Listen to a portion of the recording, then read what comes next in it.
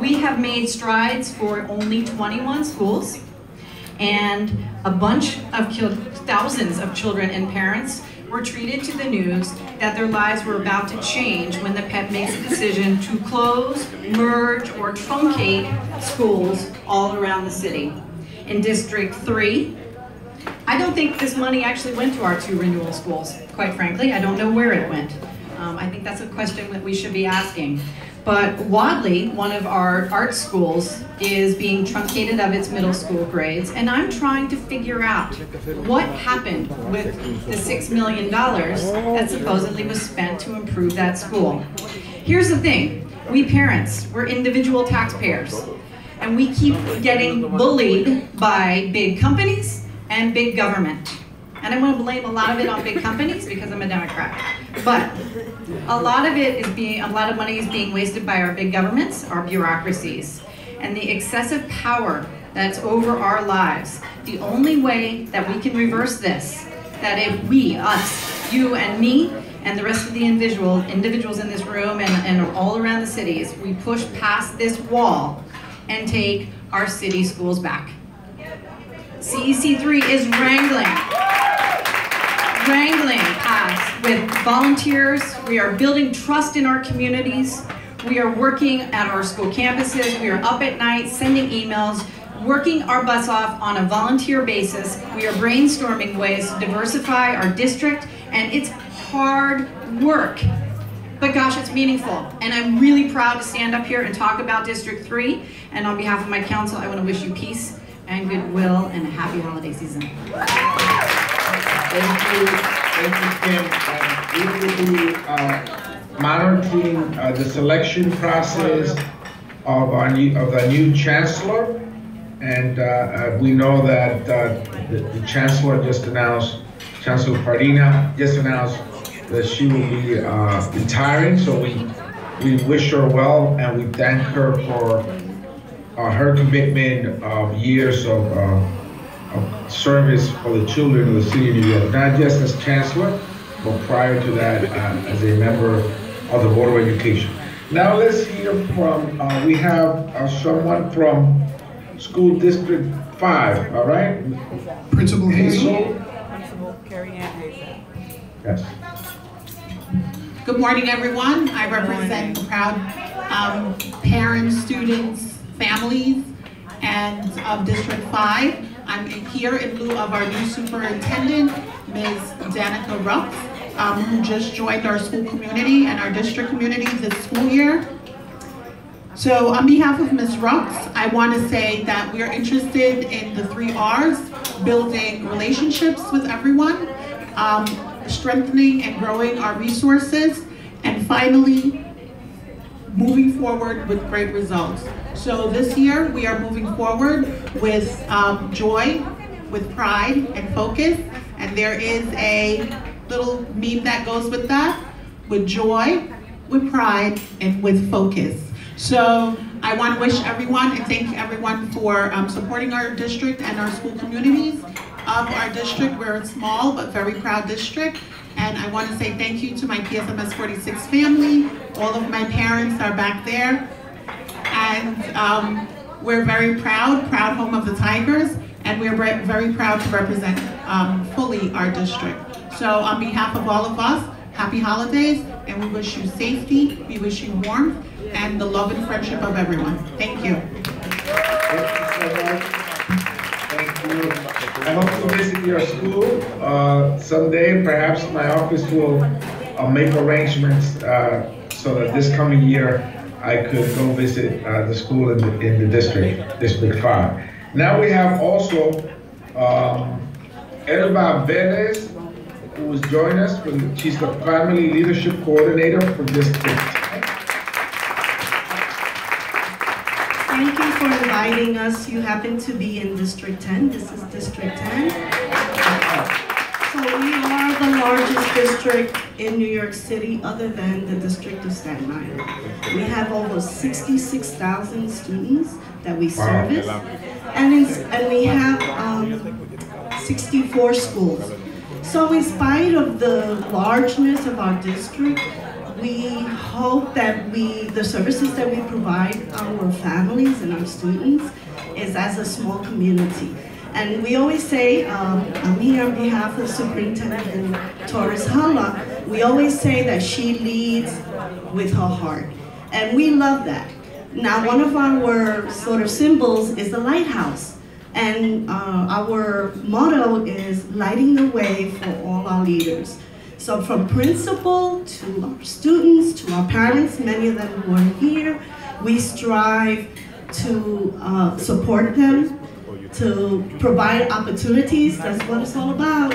Our children being successful in our community. So I want to thank you again. One of the largest issues that we have is that our district is overpopulated. We also have the second largest students in temporary housing population. And that's really clearly a challenge to work with all the families that we have.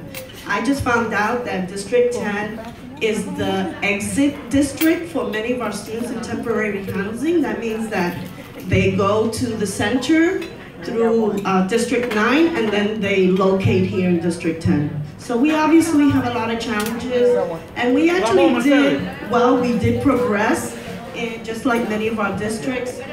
The announcement that 2 of our renewal schools have been taken off the list. So we're really proud of that, and we just wish that all our students. Thank you so much.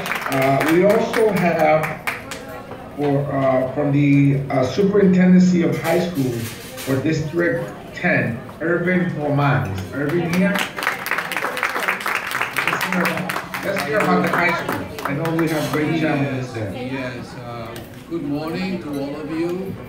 Right in here. Okay, then. I'm not used to this anymore. But on behalf of Superintendent Caron Staples, the high school superintendent for most of the high schools in the Bronx, non-affinity schools, including District 10, we first want to wish you Feliz Navidad, Merry Christmas to you and your family. Superintendent Staples has been busy, as most of superintendents are, especially with high school issues. As you know, you already heard, some of the schools are either being closed or merged, and it is the job of the superintendent to lead that transition and, of course, inform both staff, students, and parents. And so this is the work that he has been doing up to now. We're very proud of our work. Superintendent Staples has 43 schools in the Bronx. Part of what she has asked me and she has asked our staff to do is to obviously help and guide parents in this, the maze of what we call the high schools. Entry into 9th grade is a transition that is difficult for many of our families. And exiting high school is also a big transition, very difficult. So therefore, we want to be able to, and want some of the things that she's doing, obviously, as part of the program, is to begin to have programs that prepare students for both careers and college. And therefore, our staff is upping AP courses, career, college entrance, success after high school, both when it comes to English language learners and IEP students. And so the challenges, as you probably know, are great. We were able to make some progress in ELA, not so much in math. And our graduation rate has begun to improve in many of the schools, but some of the schools are still struggling. And obviously, that's a very concern for all of us. Aside from that, we're looking at some of the challenges in the high schools. First of all, attendance, one of the things. The other challenges is that dropout. Some of the other challenges is that some of our L students and some of our IEP students may not be able to graduate with a Regents diploma, so we really need help when it comes to that. And then the citywide issue of having many of our students go into specialized high schools, which many of our Bronx sites do not have that opportunity. So those are some of the challenges that we're meeting in the high school setting. As parent leaders, you already know that when our students come to high schools, there is a sort of drop-off, and our parents become less involved. So one of the challenges is how to get our parents to actually visit schools, be involved in school, and actually have a say in what goes on in school. So part of my purpose in coming here is to actually listen to what the parents' concerns are, and to develop an agenda for our parent leaders so that they could pursue that agenda and obviously fight for what they believe is their child's right and what is best for their children. Again, thank you for the invitation. I really appreciate that. And Merry Christmas to all of you. Thank you. We have one last presentation. We have the Director of School Enrollment from District 3, Tracy Benjamin. Is Tracy there? Welcome, Tracy. Thank you very much. Good morning, everyone. My name is Tracy Benjamin Van Lerup. I am the Director of School Renewal in District 3. I'm here representing Superintendent Eileen Altschul. Forgive me, I just realized I was speaking about 10 minutes ago. So I come to you wishing you a very happy holiday season. Kim Watkins discussed a lot of what the district has accomplished over the last year and some of the challenges that are ahead of us. We're working really hard to make sure that what we are going through for the remainder of this school year is in partnership with our families, students, and teachers, and really engaging in this process together. So thank you very much for your time, and as a former New York City public school student, I know that public schools work. So thank you. Again, let me thank all of you for being here, and if there are any questions, I see you're eating, I don't want to interrupt in your meal, but if they have any questions from the parents that are there, suggestions that you may have, I want to be able to take a report from each of the presentations that were given. By my staff will take that report and we will follow up with you individually to see how we can address some of the issues that you brought up in this particular breakfast. But with that, is there any other person representing any other district that would like to present or say anything that is regarding the district? I see a hand up, right? Yes. Hi, Congressman Espaillat. This is Caliris from Central Park East 1, also District 4. But we didn't talk a lot about District 4. Our superintendent was here. But there are some great things that we have done in our schools. Parent voice has increased significantly. We had a campaign for 2 years, as you very well know, in order to change the principle of our school and save our school. But I think now the conversation needs to turn into what's going to happen with the 2 schools that are being closed and 1 school that's being merged in District 4. We have a large number of charter schools that are taking over our district, and we're losing schools that were supporting some children that really had some significant mental health issues, and there's a significant turnover in leadership at the schools in District 4. There's a constant change of principals coming in and out, and so we're really concerned about the stability for these families and these schools, and how parent voice is being represented. I think the same question also comes with the choosing of the chancellor. We have a mayor that really advocated for parent voice, and somehow the parents have nothing to say about who should be leading these schools in New York City. And I know that from our campaign, you know that parents can be very active, very vocal, and can move things forward. So we hope that moving forward, there's more parent voice and more participation of our communities, especially because our children are the stakeholders moving forward. Thank you. On the schools that are closing or merging, I got a call from the Chancellor's office several days ago to inform me about the schools in all the districts throughout the congressional district. So I hope to engage the superintendent of each of those districts to see how we can best serve the children that will be impacted by either the closing or the merging of these schools. And so I hope to, once Christmas is over, I hope to contact the superintendents to see how we can best address the needs of those children. With regards to parent involvement, I think is critical that parents continue to be involved and have a strong voice, particularly in the selection of the new chancellor as we approach that. I think it's important that we select a chancellor that will ensure that you continue to be a part of the solution to the problems faced by the children. And for a long time, I think that parents have been looking to find a mechanism to express their concern, and I think that my office is there to assist you, as we have done in the past, to ensure that your voice is heard loud and clear. So I'm looking forward to engaging all of you throughout the district, the congressional district, and maybe developing a united voice around who should lead the educational system when Chancellor Farina steps down. We have a follow-up question, Congressman? Yes.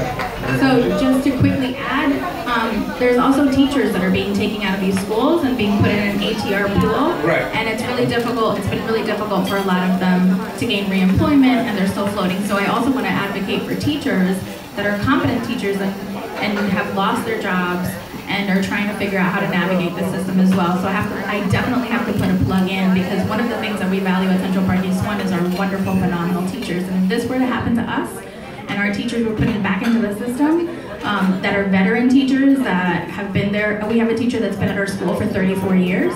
If she were in this situation, it would be something detrimental for her. So I just want to put in a plug for the teachers as well. Absolutely. So, any other input, question, comment?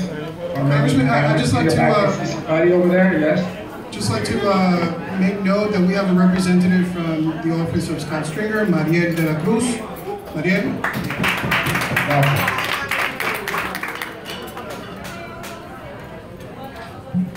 Hi, I'm Aisha Irvin.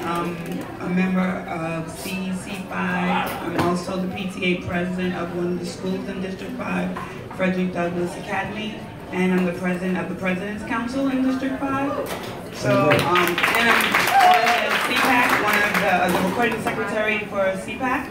So, I'm truly invested in bringing parents that don't know or don't know how to talk up for their students, that either have IEPs or they're general ed that just don't know how to bring those resources into the schools to help bring their students' scores up, not just for the test, but in general, bring their grades up, to help them in middle school. I have two middle school girls. One that's doing exceedingly well. She actually has the highest average in her school. But to help them get their grades up and get them ready for high school and then ready for college. And I would love for you to come to FDA, and all of our other schools to help them get ready, and to help our parents help their students get ready for college. And not just stop at high school, but to help them, even starting pre-K, to help them get ready for college, and to show them the ways that they can navigate this system to get where they need to be.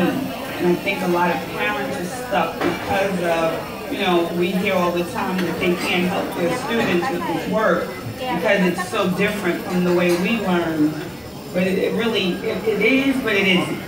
So I think if we can find a way to meet them where they're at, from where we were, I think that would be an amazing thing, that, if we can work together, district-wide, from whether we're in the Bronx or Manhattan, because I was born in Manhattan, I was raised in the Bronx, so I'm kind of both, and I love that.